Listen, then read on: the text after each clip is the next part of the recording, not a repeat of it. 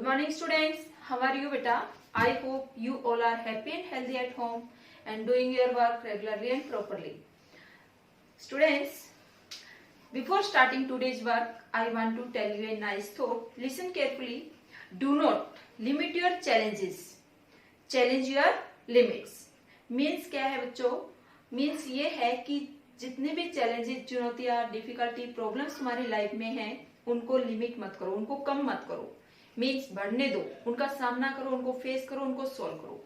और जो चैलेंज, जो लिमिट्स हैं, जो बाधाएं हैं तुम्हारे सामने, उनको चैलेंज करो, उनको चुनौती दो. Let's start today's work. Today we will discuss summary of chapter 4 from our book Hornbill. The name of the chapter is Landscape of the Soul. Landscape means scenery और कह सकते हैं कि जो भूदृश्य हैं उनकी painting. Landscape of the soul. Here landscape refers to creativity in a specific area. Written by Nathalie Trowbridge. Nathalie Trowbridge is a famous historian.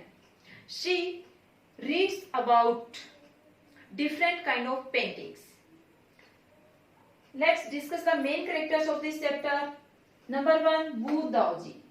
He was a painter who lived in China in the 8th century. His last painting was a landscape. Next character, Emperor Zhuangzong. He was a Chinese emperor. He asked Wu Daoji to make a painting to decorate a wall of his palace. Next, Quentin. He was a blacksmith in the 15th century. Antwerp means क्या है? Name of a place, a city of Belgium. He fell in love with a painter's daughter. Next character, a painter, a famous painter in the 15th century, Antwerp. He refused to marry his daughter to a blacksmith. Next, Jean Dubuffet. He was a French painter who originated the concept of art brut or raw art in 1940. Next, Nek Chand.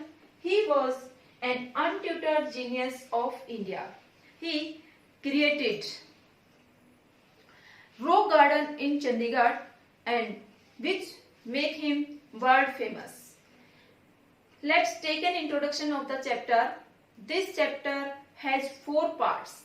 In first part, we find 2 stories related to Asian art and Western art. In the second part, we find the difference between Asian art and Western art by comparing the stories in first part.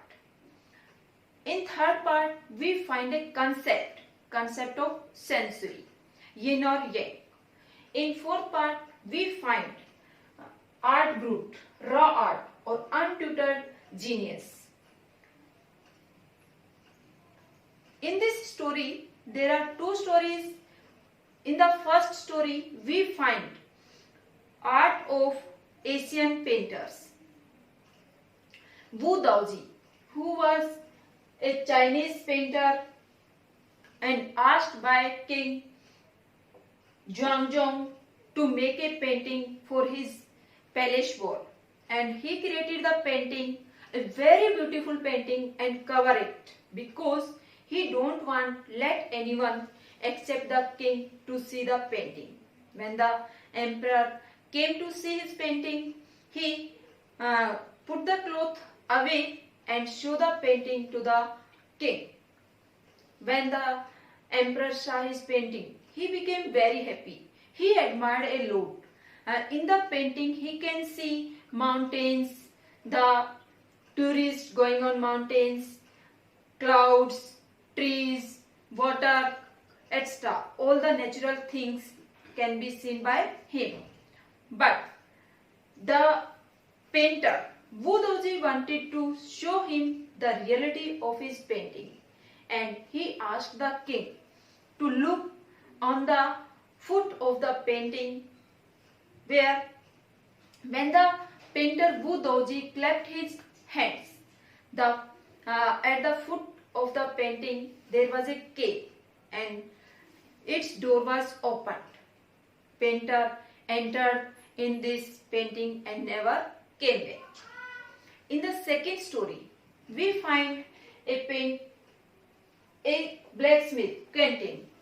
He fell in love with a painter's daughter, but the painter refused to make him his son-in-law because he did not want to marry his daughter with a person in such a profession.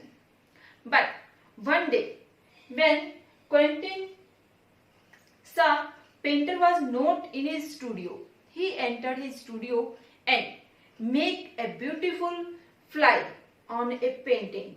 When the painter returned, he found a fly on his painting and he was a painter and did not recognize the fly.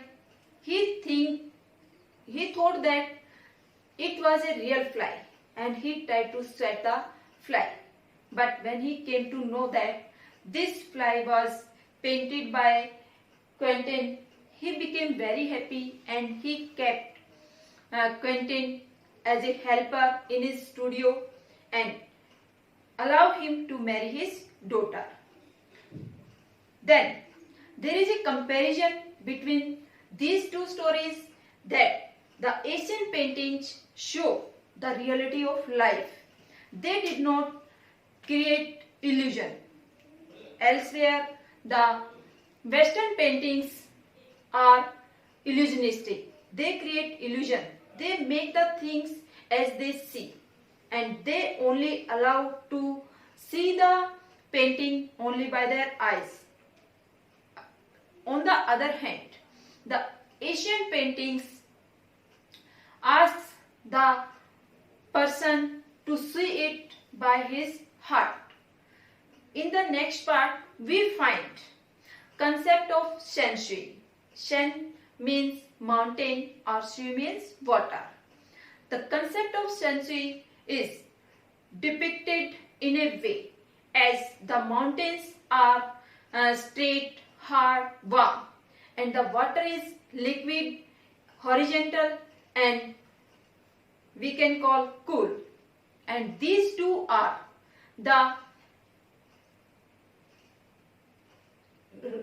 these two represents the masculine for the yin and feminine for the yin.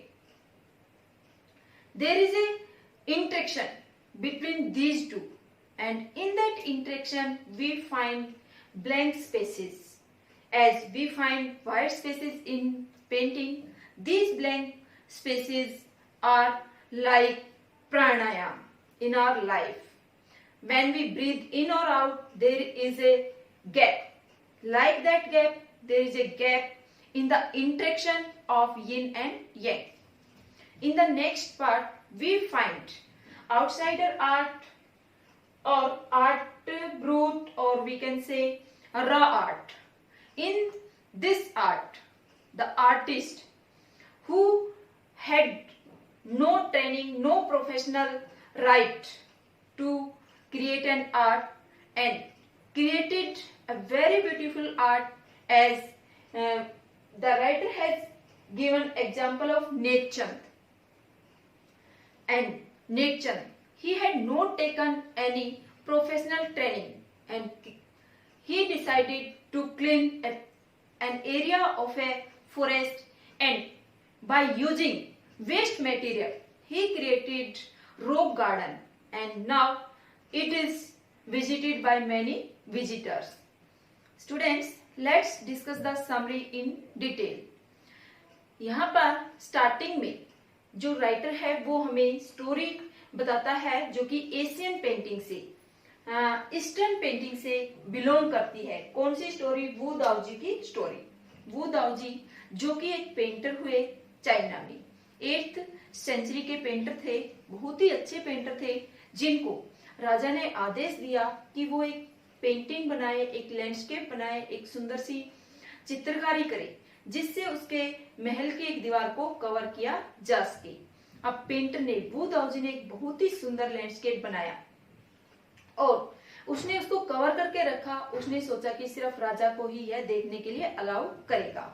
जब जो emperor है वो आया painting को देखने के लिए, तो उसने क्या देखा, राजा बहुत खुश हुआ, बहुत प्रसन्न हुआ, उसने काफी तारीफ की। जो पेंटिंग में माउंटेन्स थे, जो पेंटिंग में ट्रीज थे, जो पेंटिंग में क्लाउड्स थे और बर्ड्स थे, एनिमल्स थे, मीन्स जितने भी प्राकृतिक दृश्य उसमें दिखाई दे रहे थे, उन सबकी बहुत अधिक राजा ने तारीफ की। बट जो पेंटर है वो चाहता था कि राजा अपनी आंखों से ना देख करके अपने हार्ट से इसको देखे, अंतरात्मा से पेंटिंग को देखे। अब पेंटर ने राजा को बोला, क्या आप जो पेंटिंग है उसकी फुट में, उसके बिल्कुल नीचे एक केव गुफा बनाई गई है, उसको देख पा रहे हैं? तो राजा ने कहा हाँ। तो पेंटर वू दाओजी कहता है, मैं दिखाता हूं इसका राज क्या है। अब वू दाओजी ने क्लैपिंग की, क्लैपिंग करने से जो पेंटिंग के नीचे गुफा बनाई गई थी उसके दरवाजे खुल जाते हैं और वू दाओजी उस पेंटिंग के अंदर प्रवेश कर जाता है और उसके बाद कभी भी लौट करके नहीं आता। अब वू दाओजी यहाँ पर दिखाना चाहता है कि जो हमारी एशियन पेंटिंग्स हैं उनमें जो लोग हैं उनको जरूरत है अंतरात्मा से देखने की, दिल से देखने की, वो किसी भी एंगल से देख सकते हैं, उन्हें पेंटिंग के अंदर प्रवेश करने की जरूरत होती है उसकी गहराई को जानने के लिए। और इस तरह की जो स्टोरीज हैं वो चाइना के स्कूलों में बच्चों को पढ़ाई जाती हैं अध्यापकों के द्वारा, ताकि वहां के बच्चे हैं वो इन बातों को सीख सके कि किसी चीज को देखने के लिए मन की आंखें खुली होनी चाहिए या मन से किसी चीज को जानना चाहिए। इसके बाद जो स्टोरी है वो वेस्टर्न आर्ट की आती है, जिसमें जो कैरेक्टर्स हैं क्वेंटन है और एक पेंटर है। अब क्वेंटन जो कि एक ब्लैक स्मिथ है वो प्यार करने लगता है एक पेंटर की डॉटर से और उससे शादी करना चाहता है। जब वह पेंटर के पास आता है, उसे बताता है कि उसकी बेटी से शादी करना चाहता है, तो पेंटर स्पष्ट मना कर देता है और कहता है कि मेरी बेटी की शादी एक ब्लैक स्मिथ के साथ नहीं करूंगा, मैं तुम्हें अपना दामाद स्वीकार नहीं करूंगा। अब एक दिन वो क्वेंटन मौका पाता है कि पेंटर जब अपने स्टूडियो में नहीं होता है तो क्वेंटन उसके स्टूडियो में एंटर करता है और एक पेंटिंग जो कि स्टैंड पे लगी हुई थी, बनने लग रही थी, उसमें एक फ्लाई ड्रा कर देता है, एक मक्खी बना देता है जो कि बिल्कुल हूबहू दिखती है, जो कि रियल मक्खी होती है। अब पेंटर जब वापस आता है तो वह पहचान नहीं पाता कि जो ये पेंटिंग में बनाई गई मक्खी है रियल है या बनाई गई है, और वह उसे उड़ाने की, सेट करने की कोशिश करता है, परंतु जब वह नहीं उड़ा पाता तो उसे पता चलता है कि ये तो क्या है, पेंटिंग की गई मक्खी है। अब यहाँ पर राइटर हमें क्या बताना चाहता है कि जो वेस्टर्न पेंटिंग है वो इल्यूजनिस्टिक है, वो आंखों पर भ्रम क्रिएट करती है, हूबहू दिखाती है, जो चीजें होती है वैसी दिखाती है। अब जो पेंटर है वो क्वेंटिन से बहुत अधिक खुश हो जाता है और उसे अलाउ कर देता है अपनी बेटी से शादी करने के लिए और उसे अपने डिसाइपल के रूप में, शिष्य के रूप में अपने स्टूडियो में रख लेता है। ये स्टोरी है। इसके बाद एक छोटी सी और वेस्टर्न पेंटिंग के बारे में बताया है कि एक बार एक वेस्टर्न पेंटर ने क्या किया, एक ड्राइंग बनाई, एक पेंटिंग बनाई जिसमें उसने फ्लाई करने वाले स्नेक की पेंटिंग बनाई और उसने जो स्नेक बनाया उड़ता हुआ उसकी आंख ड्रॉ नहीं करी। क्यों? क्योंकि उसे डर था यदि वह आंख बनाएगा तो उसकी आंख उड़ करके बाहर आ जाएगी पेंटिंग में से। इस तरह से यहाँ पर अब दोनों स्टोरीज का कंपैरिजन करते हुए राइटर ने हमें दिखाया है कि जो एशियन आर्ट है वो वास्तविक है, वो दिल से दिखाने की चीज है, उसको किसी भी एंगल से देखा जा सकता है और वो अंतरात्मा को झकझोर देती है, वो भूगोल दृश्यों को, लैंडस्केप्स को शो करती है। जबकि जो वेस्टर्न पेंटिंग है वो इल्यूजनिस्टिक है, वो सिर्फ भ्रम क्रिएट करती है, मीन्स जैसी चीजें होती है वैसी उनकी पेंटिंग सेम हूबहू बना दी जाती है। वो क्या वेस्टर्न पेंटिंग है। दोनों में क्या डिफरेंस हुआ कि वो तो क्या है, रियल है, वो विजनरी है, सिर्फ इल्यूजनिस्टिक है, भ्रम क्रिएट करने की है और उसका कोई भी पर्पज नहीं है। अब दोनों पेंटिंग, जो यूरोपियन पेंटिंग है वो रियलिज्म दिखाती है, सिर्फ वास्तविकता दिखाती है, क्या जो है जैसा है वैसा ही, जबकि जो एशियन पेंटिंग है वो हमें सिखाती है कि हमें किस तरह से इस संसार को किसी भी एंगल से देखना चाहिए, किसी भी एंगल से परखना चाहिए। उसके बाद कंसेप्ट आते हैं। कंसेप्ट किसका? सेंचुरी का। सेंचुरी के कंसेप्ट में सन मीन्स यहाँ पर दिया है माउंटेन और शे मीन्स वाटर। अब माउंटेन और वाटर का कंसेप्ट बताया है कि ये दोनों क्या है? यिंग यैन है। यिन और यैन, यंग और यिन क्या है? Young means mountain. माउंटेन की क्या करेक्टरिस्टिक्स होती है, किस तरह के होते हैं? वर्टिकल होते हैं, वार्म होते हैं, स्ट्रॉन्ग होते हैं, एक ही जगह पर स्टैंड करने वाले होते हैं। जबकि जो यिन है वो क्या है? वाटर हॉरिजेंटल है, लिक्विड है, हमेशा फ्लो करता रहता है और सम कुछ हद तक उसमें क्या है? कोल्डनेस है। और दोनों को, एक को क्या है कि जो यंग है उसको क्या दिखाया राइटर ने? मैस्कुलाइन, कि वो क्या है? पुरुष का प्रतिनिधित्व करता है, माउंटेन पुरुष का प्रतिनिधित्व करता है। जबकि जो वाटर है वो क्या है? फेमिनाइन है, वो स्त्री लिंग को प्रदर्शित करता है। जैसे कि वो हमेशा स्वीकार करता रहता है, जैसे स्त्री हमेशा जितनी भी बाधाएं कुछ भी आए उसको स्वीकार करते रहते, इसीलिए वाटर में कितना भी कुछ भी डालो वो हमेशा रिसीव करता रहता है। इसके बाद राइटर हमें बताता है कि जो जहां पर इन दोनों की इंटरेक्शन होती है, किसकी? वाटर की और माउंटेन की, उनके बीच में कुछ स्पेस रह जाता है, कुछ स्पेस रह जाता है। जैसे कि पेंटर की पेंटिंग के बीच में कहीं कहीं पर व्हाइट स्पेस रह जाता है, और ये जो स्पेस है इसको राइटर ने प्राणायाम का नाम दिया है। कि जब प्राणायाम में एक सांस बाहर छोड़ते हैं फिर सांस को लेते हैं, इस तरह से उसके बीच का जो टाइम है वो क्या है? खालीपन का टाइम है। इसी तरह माउंटेन और वाटर की इंटरेक्शन के बीच में खाली स्पेस आता है। अब चौथा कंसेप्ट आ जाता है किसका? रा आर्ट का, आर्ट ब्रूट का, जो कि सबसे पहले दिया जीन ड्यूबेफेट ने, जो कि फ्रांसीसी कलाकार हुए। उन्होंने बताया कि एक रा आर्ट होती है जिसके जो कलाकार हैं, जो काम करने वाले हैं, उनके पास कोई ट्रेनिंग नहीं होती, वो अनट्यूटर्ड होते हैं, उन्होंने कहीं से कोई ट्रेनिंग नहीं ली है, उनके पास कोई भी हम कह सकते हैं सर्टिफिकेट नहीं होता है, उनके पास कोई राइट नहीं होता है कि वो पेंटिंग करें, बट फिर भी वो बहुत अच्छा कर जाते हैं।